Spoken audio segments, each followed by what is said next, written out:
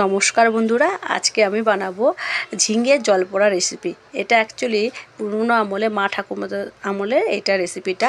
তার জন্য আমি এখানে অরহর ডাল ভিজিয়ে নিয়েছি। আপনারা চাইলে মটর ডালও দিয়েও করতে পারেন এটা। আমার ঘরে যেহেতু অরহর ডালটা একটু বেশি আছে, ওই জন্য অরহর ডালটা ভিজিয়ে একটু জল ঝরিয়ে নিয়েছি। আর এইখানে নিয়েছি যে ঝিঙে আর আলু এভাবে কেটে নিয়েছি। শুধু ঝিঙে দিয়ে করলেও হতো, কিন্তু আমি তার সাথে একটু আলু দিয়েছি। আর ঝিঙের খোসাগুলো ফেলবো কি, বাজারে যা দ্রব্যমূল্য বৃদ্ধির বাজারে বুঝতেই পারছেন, একটু সবজির দামটা বেশি, ঝিঙের খোসা দিয়ে একটা রেসিপি হয়ে যাবে। তার জন্য আজকে আমি ঝিঙে আর আলু দুটোই মিশিয়ে একসাথে খোসা বাটা করব। তার জন্য রসুন আর কাঁচা লঙ্কা ছাড়িয়ে নিয়েছি, আর রসুন ছাড়িয়ে নিয়েছি, কাঁচা লঙ্কা নিয়ে নিয়েছি।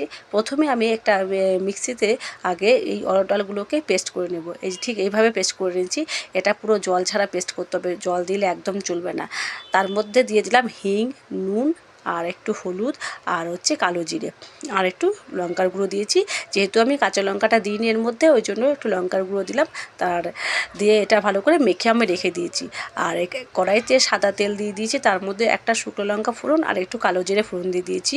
আর যেহেতু আলুগুলো একটু বড় করে কাটা, ওই জন্য প্রথমে আমি আলুগুলোকে একটু ভেজে নেব, কারণ ঝিঙে তো জল জাতীয় সবজি, সেদ্ধ হতে বেশিক্ষণ সময় লাগবে না। তার জন্য প্রথমে আমি এটা আলুটাকে নুন আর হলুদ দিয়ে ভালো করে একটু ভেজে নেব লাল লাল করে। আর এইদিকে আমি ওটা ভাজা হতে থাকুক, আর এদিকে আমি ওই খোসাগুলো, ঝিঙে আর আলুর খোসা, ওটাকে কাঁচা লঙ্কা আর ইয়ে দিয়ে রসুন দিয়ে ভালো করে মিক্সিতে পেস্ট করে নিয়েছি। আর দেখুন আলুটা আমার ভাজা হয়ে গেছে। এবার আমি দিয়ে দিলাম এর মধ্যে ঝিঙেটা দিয়ে একটুখানি ঝিঙেটাকে একটু ভাজা ভাজা করে নেব। ঝিঙে বেশি ভাজা দরকার নেই, অল্প একটু ভাজা হলেই হবে। ওই জন্য একটুখানি জাস্ট ভাজা করে নিয়েছি। আর এদিকে আমার দেখুন এটা আমার পেস্ট হয়ে গেছে, ঝিঙেটাও ভাজা হয়ে গেছে।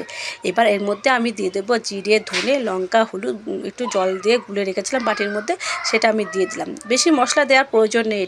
এটা বাড়িতে যারা পেশেন্ট যদি থাকে, কেউ পেশেন্ট বা অসুস্থ মানুষ থাকে, তাদেরকেও এটা করে দেওয়া যায়। আর এটা সম্পূর্ণ নিরামিষ হয়, তো এই রান্নাটা যারা নিরামিষ খান তারাও খেতে পারেন এটা। এই মশলাটা আমার কষানো হয়ে গেছে। এবার আমি এর মধ্যে জল দিয়ে দেবো। এই ঝিঙের বড়া রেসিপি কেন বলা হচ্ছে এটাকে, বড়াগুলো দেখেছেন আমি একটু তেলে ভাজিনি, কিন্তু এই যে জলটা, এই যে ঝিঙের থেকে জলটা বেরিয়েছে, যে ঝোলটা দিয়েছি, তার মধ্যে আমি এবার বড়াগুলোকে দিয়ে দেবো এর মধ্যে। আপনারা ভাবছেন যে কীভাবে জলের মধ্যে আবার বড়া হয় কী করে, দেখুন না জলের মধ্যে কী করে আমি বড়াগুলোকে করছি। এবার ঠিক বড়াটা করে এবার ঝোলটা ফুটে যাওয়ার পরে কিন্তু দিতে হবে। কাঁচা জলে দিলে কিন্তু একদম পুরো তাহলে ঝোলের সাথে মিশে পুরো ডাল আর ঝোল এক হয়ে যাবে। এই যখন জলটা, এই যে ঝোলটা যে টকবক করে ফুটেছে, তখন আমি দিয়েছি, দেখেছেন বড়াগুলো খুব সুন্দর শক্ত হয়ে গেছে আর বেশ সুন্দর হয়েছে। দেখেছেন এটা আমার গ্যাসটাও বেঁচে গেছে। আর এদিকে তেল ছাড়া জলের মধ্যে বড়াগুলো বেশ সুন্দর ভালোভাবে সেদ্ধ হয়ে গেছে, আর খেতেও কিন্তু খুব অসাধারণ হয়েছে। এই দেখুন পুরো আমার রেসিপিটা পুরো তৈরি। আপনারা বাড়িতে এইভাবে তৈরি করে খাবেন, কেমন হয়েছে এটা জানাবেন প্লিজ, ঠিক আছে? আর একটা রান্না আমি করছি, যেটা আমার খোসা বাটাটা এখনও বাকি আছে, ওটা তো আমি মিক্সিতে পেস্ট করে রেখেছিলাম। এবার আমি কড়াতে একটু সর্ষের তেল দিয়েছি, আর একটা শুকনো লঙ্কা ফোড়ন আর একটু কালো জিরে ফোড়ন দিয়ে দিয়েছি।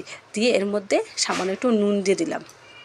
আর এর মধ্যে দিয়ে দেবো যে পেঁয়াজটা কুচিয়ে রেখেছিলাম, সেই পেঁয়াজটা কুচিয়ে কুচানো পেঁয়াজটা দিয়ে দেবো।